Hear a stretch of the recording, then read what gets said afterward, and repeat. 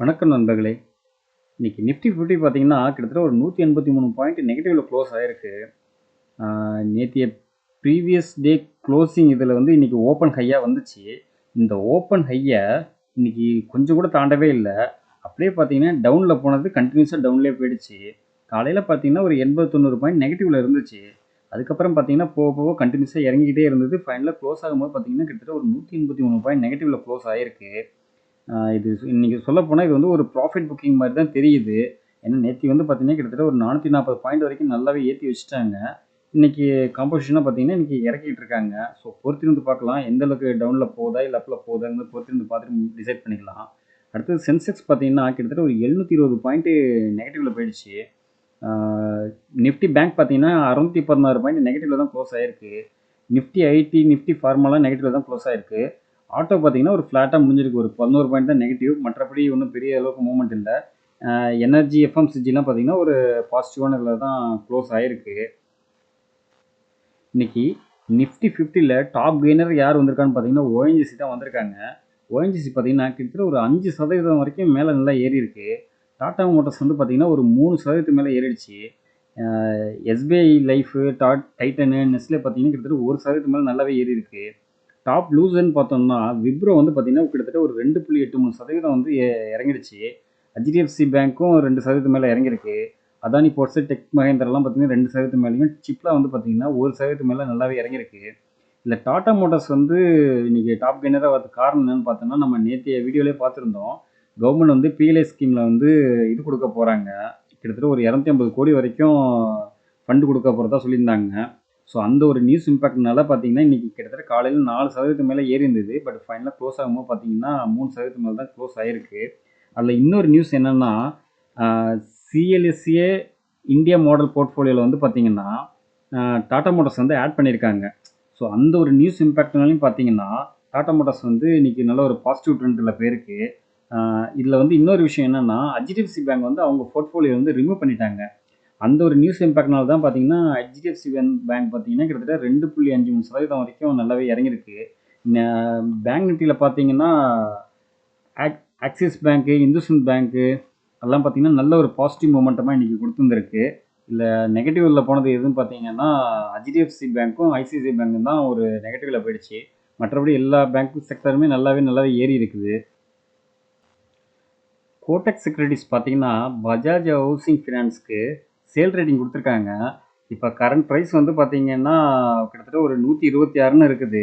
இதுலேருந்து அது வந்து ரூ. 100 போகும் அப்படிங்கிற மாரி சொல்லியிருக்காங்க. ஏன்னா, அவங்களோட பேட், குரோத் இதெல்லாம் வந்து அந்த அளவுக்கு இல்ல. இந்த இது கொஞ்சம் குறையும். குவார்ட்டர் 3ல வந்து குறையும் அப்படிங்கிற மாரி சொல்லியிருக்காங்க. ஸோ அந்த நியூஸ் இம்பாக்ட்னால பார்த்தீங்கன்னா, இன்னைக்கு ஆனா ரொம்ப அளவுக்கு இறங்கல. சின்னதா ஒரு மைல்டான இறக்கம் தான். இதுல வந்து பஜாஜ் ஃபினான்ஸ், பஜாஜ் ஃபின்சர்வ்க்கு வந்து பார்த்தீங்கன்னா, ஆடுங்கிற ஒரு ரேட்டிங் குடுத்துருக்காங்க. ஏன்னா வரப்போற குவார்ட்டர் 3ல இவங்க நல்லாவே பெர்ஃபார்மன்ஸ் பண்ணுவாங்க அப்படின்னு அவங்க எக்ஸ்பெக்ட் பண்றாங்க. ஸோ அந்த ஒரு நியூஸ் இம்பாக்ட்லாம் பார்த்தீங்கன்னா, நேத்தியே நல்லா ஏறி இருந்தது. இன்னைக்கு பார்த்தீங்கன்னா, பெரிய அளவுக்கு ஏறல. சின்னதா ஒரு மைல்டா ஏறி இருக்கு. ஸோ பொறுத்திருந்து பார்க்கலாம். நல்ல ஒரு பையிங் ரேஞ்ச் வரும்போது இந்த ஸ்டாக்ஸ் எல்லாம் பை பண்ண ஆரம்பிக்கலாம். பஜாஜ் ஹவுசிங் ஃபைனான்ஸ் வந்து ஐபிஓல அலாட்மெண்ட் ஆனவங்க எந்த இஷ்யூவும் இல்ல. இப்போ புதுசா வாங்குனவங்களுக்கு மட்டும்தான் இஷ்யூ. கிட்டத்தட்ட ஒரு 180 வரைக்கும் போயிருந்தது. அதுலேருந்து பார்த்தீங்கன்னா, கரெக்ஷன் ஆகி இப்போ கிட்டத்தட்ட ஒரு 125ன்னு வந்திருக்கு. இது இன்னும் ஃபர்தரா இறங்கறதுக்கு சான்சஸ் இருக்குது. ஸோ இறங்குனாலும் இந்த ஸ்டாக்கை நீங்க பை பண்ணிக்கலாம். லாங் டேர்முக்கு நல்ல ஸ்டாக்கா இருக்கும். ஏன்னா ஹவுசிங் ஃபினான்ஸ்ல இப்போதைக்கு இவங்க தான் ஒரு லீடரா வர ஆரம்பிக்கிறாங்க. பிஃபோரா பார்த்தீங்கன்னா, எல்ஐசி ஹவுசிங் இருந்தாங்க. இப்போ அவங்களையும் பீட் பண்ணி மார்க்கெட் கேப்லலாம் இவங்க தான் டாப் கெய்னரா இருக்கிறாங்க. ஸோ போக போக இது ஏறதுக்கு அதிக சான்சஸ் இருக்குது. வெயிட் பண்ணி பார்க்கலாம். வெயிட் பண்ணி பார்த்துட்டு ஒரு பையிங் ரேஞ்ச் வரும்போது இந்த ஸ்டாக்ஸ்லாம் நீங்க பை பண்ணுங்க. அடுத்ததா ஜேகே லக்ஷ்மி சிமெண்ட்லேருந்து ஒரு அப்டேட்டு. ஜேகே லக்ஷ்மி சிமெண்ட் வந்து பார்த்தீங்கன்னா, கிட்டத்தட்ட ஒரு 3 கம்பெனி வந்து அவங்களோட மெர்ஜர் பண்றாங்க. இதுக்காக வந்து அவங்க என்எஸ்சி, பிஎஸ்சிட்ட வந்து அப்ரூவல் கேட்டிருந்தாங்க. அதுக்கு வந்து அவங்க அப்ரூவல் குடுத்துட்டாங்க. அதில என்னென்ன கம்பெனின்னு பார்த்தீங்கன்னா, உதய்பூர் சிமெண்ட் ஒர்க்ஸ்ன்னு ஒரு கம்பெனி. அடுத்ததா hands Deep industries and trading and hydride developers and industries. இந்த 3 கம்பெனி பார்த்தீங்கன்னா, இப்போ வந்து ஜேகே லக்ஷ்மி சிமெண்ட்டோட மெர்ஜ் ஆயிடுச்சு. ஸோ இந்த ஒரு நியூஸ் இம்பாக்ட் நல்லா பாசிட்டிவ் வரும்னு பார்த்தது. பட் ஆனா பாசிட்டிவ் வரல. கிட்டத்தட்ட ஒரு 2% மேல இறங்கியிருக்கு. இப்போ வந்து பார்த்தீங்கன்னா, 818ங்கிற ரேஞ்சில இருக்குது. இப்போ வந்து சொல்லப்போனா இது பிஃபோரா ஒரு 1000 ரேஞ்சில இருந்தது. அதுலேருந்து பார்த்தீங்கன்னா, கன்டினியூவா ஃபால் ஆகி ஒரு சைட்வேஸ்லயே போகுது. இப்போ வந்து ஒரு டவுன்ல தான் போயிட்டுருக்கு. ஸோ பொறுத்திருந்து பார்க்கலாம். நல்ல ஒரு பையிங் ரேஞ்சு வரும்போது இந்த ஸ்டாக்ஸ்லாம் நம்ம பை பண்ணிக்கலாம். அடுத்ததா டெலிகாம் கம்பெனியான பாரதி ஏர்டெல் வந்து பார்த்தீங்கன்னா ஒரு பவர் கம்பெனி வந்து அக்விசிஷன் பண்ணுறாங்க. கிட்டத்தட்ட ஒரு 26% உள்ள ஸ்டாக் வந்து அக்விசிஷன் பண்ணியிருக்காங்க. அந்த கம்பெனி பேர் என்னன்னு பார்த்தீங்கன்னா ஏஎம்பி எனர்ஜி கிரீன் அப்படிங்கிற ஒரு கம்பெனி. அந்த கம்பெனி இப்போதைக்கு ஃபுல்லாக பார்த்தீங்கன்னா இவங்க அக்விசிஷன் பண்ணிட்டாங்க. கிட்டத்தட்ட ஒரு 26% அக்விசிஷன் பண்ணியிருக்காங்க. ஸோ இந்த ஒரு நியூஸ் இம்பேக்ட்னால பார்த்தீங்கன்னா ஒரு பெரிய அளவுக்கு ஏற்றம் ஒன்றும் இல்லை. இன்றைக்கி பார்த்தீங்கன்னா டவுனில் தான் முடிஞ்சிருக்கு. கிட்டத்தட்ட ஒரு 1/2% மேலே நெகட்டிவில் தான் க்ளோஸ் ஆகிருக்கு. பிஃபோராக பார்த்தீங்கன்னா ஒரு 1750 ரேஞ்சில் இருந்துச்சு. அதுலேருந்து பார்த்தீங்கன்னா ஒரு ஃபர்தர் ஃபால் ஆனது. கிட்டத்தட்ட நியர்பை ஒரு 1500 வந்துட்டு இப்போ திருப்பி ஒரு புல் ட்ரெண்ட் போயிட்டு திருப்பி டவுனில் தான் போயிட்டுருக்கு. ஸோ பொறுத்திருந்து பார்க்கலாம். நல்ல ஒரு பையிங் ரேஞ்சு வரும்போது இந்த ஸ்டாக்கை வந்து பை பண்ண ஆரம்பிக்கலாம். அடுத்ததாக இந்தியன் ஆயில் கார்ப்பரேஷன் வந்து பார்த்தீங்கன்னா நொய்டாவில் உள்ள இன்டர்நேஷ்னல் ஏர்போர்ட் வந்து ஃபியூல் சர்வீஸ் பண்ண போகிறதா அதையும் சொல்லியிருக்காங்க. ஸோ அந்த ஒரு நியூஸ் இம்பாக்ட்னால இன்றைக்கி ஒன்றும் பெரிய அளவுக்கு ஏற்றம் ஏறல, இறங்கிட்டு தான் இருக்குது. இப்போதைக்கு பார்த்தீங்கன்னா கிட்டத்தட்ட ஒரு 138ங்கிறத க்ளோஸ் ஆகிருக்கு. சின்னதாக ஒரு புல் ட்ரெண்ட் போட்டிருக்கு. பட்டு கிளியர் பார்த்தோம்னா டவுனில் தான் இருக்குது. பிஃபோராக பார்த்தீங்கன்னா 180 இருந்தது. இப்போ 138 இருக்குது. இது ஃபர்தராக இறங்கிறதுக்கு தான் அதிக சான்சஸ் இருக்குது. நல்ல ஒரு பையிங் ரேஞ்சு வரும்போது இந்த ஸ்டாக்ஸ்லாம் நம்ம பை பண்ண ஆரம்பிக்கலாம். இப்போதைக்கு ஆயில் செக்டரில் இப்போதைக்கு என்ட்ரி ஆக வேணாம். ஏன்னா இன்னும் ஃபர்தராக இறங்கும் அப்படிங்கிற மாதிரி தான் போயிட்டுருக்கு. ஸோ பொறுத்திருந்து பார்ப்போம். நல்ல ஒரு பையிங் ரேஞ்சு வரும்போது இந்த ஸ்டாக்ஸ் எல்லாம் பை பண்ணலாம். இன்றைக்கி மொயில் கம்பெனி பார்த்தீங்கன்னா கிட்டத்தட்ட ஒரு 6% மேலே நல்லாவே அப்ட்ரெண்டில் இருந்துச்சு. அவங்களோட Q3யோட பிஸ்னஸ் அப்டேட் கொடுத்துருந்தாங்க. இதில் வந்து பார்த்தீங்கன்னா கிட்டத்தட்ட ஒரு 13% வரைக்கும் சேல்ஸ் இன்க்ரீஸ் ஆகிருக்கிறதா சொல்லியிருக்காங்க. கம்பேர் டு லாஸ்ட் இயர், அதாவது 2023 டிசம்பரோட இந்த இது கம்பேர் பண்ணும்போது 13% ஏறி இருக்கு. இந்த டிசம்பரில் மட்டும் பார்த்தீங்கன்னா 4.6 லட்சம் டன்ஸ் வந்து ப்ரொடியூஸ் பண்ணியிருக்காங்க. சேல்ஸ் பண்ணியிருக்காங்க. இல்லை 2023 பார்த்தீங்கன்னா 3.88 லட்சம் டன்ஸ் தான் சேல் பண்ணியிருந்தாங்க. இந்த வருஷம் பார்த்தீங்கன்னா நல்லாவே சேல் பண்ணியிருக்காங்க. ஸோ இந்த நியூஸ் இம்பேக்ட்லாம் பார்த்தீங்கன்னா காலையில் நல்லாவே அப் ட்ரெண்டில் போனது. ஃபைனலாக க்ளோஸ் ஆகும்போது பார்த்தீங்கன்னா நெகட்டிவில் தான் க்ளோஸ் ஆகிருக்கு கேண்டில். பட்டு இதில் பார்த்தீங்கன்னா ஒரு 3% வந்து நல்ல ஒரு பாசிட்டிவ் இதில் க்ளோஸ் ஆகிருக்கும் போது தான் க்ளோஸ் ஆகிருக்கு. ஏன்னா நேற்று இதோட இன்றைக்கி பிரேக் அவுட் ஆகி மேலே ஏறி இருக்குது. 2 வைஸ் பார்க்கும்போது பார்த்தீங்கன்னா கிட்டத்தட்ட 560 இருந்துச்சு. இப்போ வந்து பார்த்தீங்கன்னா ஒரு 350ங்கிற ரேஞ்சில் இருக்குது. கிட்டத்தட்ட ஒரு 30-40% வரைக்கும் நல்லாவே இறங்கிருக்கு. ஸோ பொறுத்திருந்து பார்க்கலாம். நல்ல ஒரு பையிங் ரேஞ்சு வரும்போது பை பண்ணலாம். இப்போதைக்கு இதை பை பண்ண வேணாம், வெயிட் பண்ணுவோம். கிளியர் ட்ரெண்ட் வரட்டும். வந்ததுக்கப்புறம் இந்த ஸ்டாக்ஸ்லாம் நம்ம பை பண்ண ஆரம்பிக்கலாம். வருண் பிவரேஜ் பார்த்தீங்கன்னா கிட்டத்தட்ட ஒரு 412 கோடி வந்து இன்வெஸ்ட்மெண்ட் பண்ணுறாங்க. சவுத் ஆஃப்ரிக்காவில் உள்ள ஒரு சப்சிடரி கம்பெனியான பெவ்கோங்கிற கம்பெனியோட இன்வெஸ்ட்மெண்ட் பண்ணுறாங்க. இதில் வந்து பார்த்தீங்கன்னா பெவ்கோ கம்பெனி வந்து பார்த்தீங்கன்னா 19,84,000 ஷேர்ஸ் வந்து இவங்களுக்கு வந்து கொடுக்குறதா சொல்லியிருக்காங்க. பர்சன்டேஜ் வைஸில் பார்க்கும்போது பார்த்தீங்கன்னா கிட்டத்தட்ட ஒரு 2.42% வந்து கொடுத்துருக்காங்க.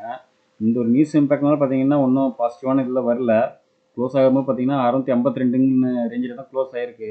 பட் லாங் டேர்முக்கு இந்த ஸ்டாக்ஸ் நீங்கள் வாங்கலாம். இது வந்து பார்த்தீங்கன்னா எப்படி இருந்தாலும் திருப்பி அகெயின் பேக் டு பவுன்ஸ் ஆகி ஒரு 1200 1300 வரத்துக்கு சான்சஸ் இருக்குது. ஏன்னா இப்போ ரீசெண்டாக தான் ஸ்ப்ளிட் பண்ணியிருந்தாங்க. கிட்டத்தட்ட ஒரு செப்டம்பர் அக்டோபரில் தான் பண்ணியிருந்தாங்க. அந்த இதில் நல்லாவே இறங்க ஆரம்பிச்சிது. இன்னும் கிளியர் ட்ரெண்ட் வரட்டும். வந்ததுக்கப்புறம் இதெல்லாம் பை பண்ண ஆரம்பிக்கலாம். அடுத்ததா டிமார்ட் பார்த்தீங்கன்னா அவங்க Q3யோட பிஸ்னஸ் அப்டேட் கொடுத்துருக்காங்க. இதில் வந்து பார்த்தீங்கன்னா அவங்களோட ரெவென்யூ வந்து 17% வரைக்கும் இன்க்ரீஸ் ஆகிருக்கு அப்படின்னு சொல்லியிருக்காங்க. இதனால் பார்த்தீங்கன்னா அவங்களோட ப்ராஃபிட் வந்து பார்த்தீங்கன்னா 15,565 கோடி இருக்குது அப்படின்னு சொல்லியிருக்காங்க. அதாவது இந்த டிசம்பரில். அதே போன வருஷம் 2023 டிசம்பரில் பார்த்தீங்கன்னா 13,247 கோடி தான் இருந்துச்சு. இந்த வருஷம் டிசம்பரில் பார்த்தீங்கன்னா 2024 டிசம்பரில் பார்த்தீங்கன்னா 15,525 கோடி இருக்குது அப்படிங்கிற மாதிரி சொல்லியிருக்காங்க. ஸோ இந்த ஒரு நியூஸ் இம்பேக்ட்லாம் பார்த்தீங்கன்னா இன்றைக்கி நல்லாவே ஒரு அப் ட்ரெண்டு பாருங்கள். இன்றைக்கி கிட்டத்தட்ட ஒரு 17% வரைக்கும் நல்லாவே ஏறிடுச்சு. ஃபைனலாக க்ளோஸ் ஆகும்போது ஒரு 11% க்ளோஸ் ஆகிருக்கு. வேல்யூமும் பார்த்தீங்கன்னா நல்லாவே இன்க்ரீஸ் ஆகிடுச்சு. இப்போது பிஃபோராக பார்த்தீங்கன்னா 5,400 ரேஞ்சில் இருந்துச்சு. அதுலேருந்து ஒரு டவுனில் வந்துச்சு. அதில் வந்துட்டு இப்போ பார்த்தீங்கன்னா 3,400 சப்போர்ட் எடுத்து மேலே ஏறி இருக்குது. இப்போ 4,000 ஷார்ட் டேர்மில் ஒரு 600 கொடுத்துருச்சு. இது ஃபர்தராக ஏறுமாங்கிறது சொல்ல முடியாது. ஏன்னா ஒரு நியூஸ் இம்பேக்ட்னால நல்லா ஏறி இருக்குது. இதில் இன்னொரு விஷயம் என்னென்னா இவங்க வந்து இப்போ புதுசாக ஒரு 7 ஸ்டோர் வேறு ஓப்பன் பண்ணியிருக்கா சொல்லியிருக்காங்க. இப்போ கிட்டத்தட்ட அவங்கள்ட்ட பார்த்து மட்டும் பார்த்தீங்கன்னா ஒரு கிட்டத்தட்ட ஒரு 360 ஸ்டோர்ஸ் மேலே இருக்குது ஆல் ஓவர் இந்தியாவில். ஸோ ஸ்டோர்ஸையும் அவங்க கொஞ்சம் கொஞ்சமாக இன்க்ரீஸ் பண்ணிக்கிட்டே இருக்கிறாங்க. ரெவன்யூவும் நல்லாவே இன்க்ரீஸ் ஆகுது. ஸோ பொறுத்திருந்து பார்க்கலாம். நல்ல ஒரு பையிங் ரேஞ்ச் வரும்போது இந்த மாதிரி ஸ்டாக்ஸ்லாம் நம்ம பை பண்ண ஆரம்பிக்கலாம். அடுத்ததாக ரிலையன்ஸ் பார்த்தீங்கன்னா இன்றைக்கி கிட்டத்தட்ட ஒரு 0.5% மேலே நல்லாவே ஏறி இருக்குது. என்னன்னு பார்த்தீங்கன்னா சேம் நியூஸ் தான் பிஃபோராக சொல்லியிருந்தாங்க. போன வருஷம் அக்டோபரில் சொல்லியிருந்த நியூஸை திருப்பி எகைன் சொல்லியிருக்காங்க. ஜியோ வந்து ஐபிஓ வரப்போகுது அப்படிங்கிற மாதிரி திருப்பி அப்டேட் பண்ணியிருக்காங்க. அதோட மதிப்பு வந்து பார்த்தீங்கன்னா கிட்டத்தட்ட ஒரு 40,000 கோடி இருக்கும் அப்படிங்கிற மாதிரி சொல்லியிருக்காங்க.